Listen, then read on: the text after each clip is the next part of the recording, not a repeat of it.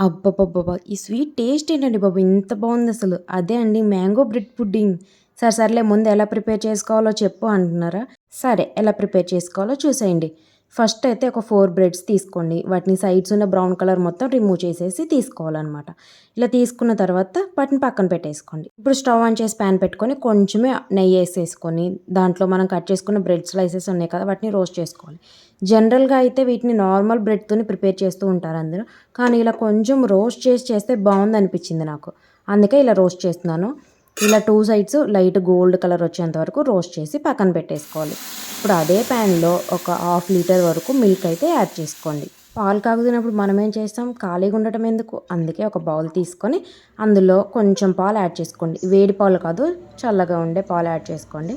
ఇందులో 1 table spoon వరకు custard powder and 1 table spoon వరకు మిల్క్ పౌడర్ యాడ్ చేసుకొని మంచిగా మిక్స్ చేసుకోండి. వేడి పాలు తీసుకున్నామంటే ఉండలు కట్టేస్తాయనమాట. అందుకే నార్మల్ మిల్క్‌లో ఇలా మిక్స్ చేసుకొని పక్కన పెట్టేసుకోవాలి.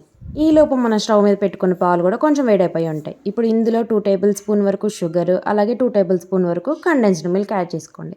కండెన్స్డ్ మిల్క్ లేకపోతే 1 table spoon extra sugar add చేసుకోండి. షుగర్ మొత్తం మెల్ట్ అయ్యేంత వరకు మిక్స్ చేసుకోండి. ఇలా షుగర్ మొత్తం మెల్ట్ అయిన తర్వాత మనం ముందుగా ప్రిపేర్ చేసుకున్న కస్టర్డ్ మిల్క్ మిశ్రమం ఉంది కదా! ఆ మిశ్రమాన్ని కూడా యాడ్ చేసుకొని ఉండలేమి కట్టకుండా మిక్స్ చేసుకోండి. మరీ థిక్‌నెస్ రాకూడదు. కొంచెం లైట్‌గా చిక్కబడేంత వరకు మిక్స్ చేసుకొని స్టవ్ ఆఫ్ చేసి దీన్ని పూర్తిగా చల్లారనివ్వండి.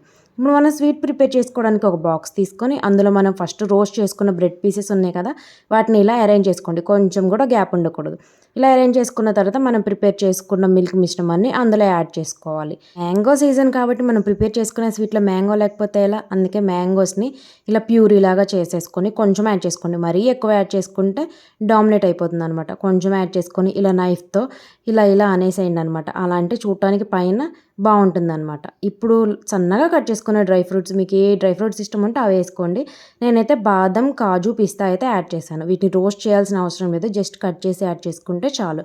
ఇలా యాడ్ చేసుకున్న తర్వాత మూత పెట్టేసి దాన్ని ఒక 2, 3 అవర్స్ వరకు ఫ్రిడ్జ్‌లో పెట్టేసేయాలి. డీప్ ఫ్రిడ్జ్‌లో కాదు. నార్మల్ ఫ్రిడ్జ్‌లో పెట్టుకుంటే సరిపోతుంది.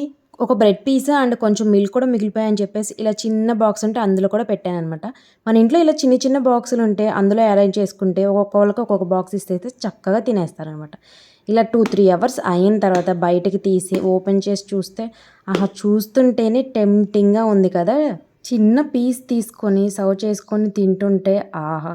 హలో నోట్లో పెట్టుకోగానే ఇలా కరిగిపోతుందసలు. ఎంత సాఫ్ట్‌గా ఉందంటే ఆ మ్యాంగో, నట్స్ అండ్ మనం రోస్ట్ చేసిన బ్రెడ్ ఫ్లేవరు టేస్ట్ మాత్రం అద్దిరిపోయిందసలు. ఖచ్చితంగా మీరు కూడా ట్రై చేసుకొని తినండి.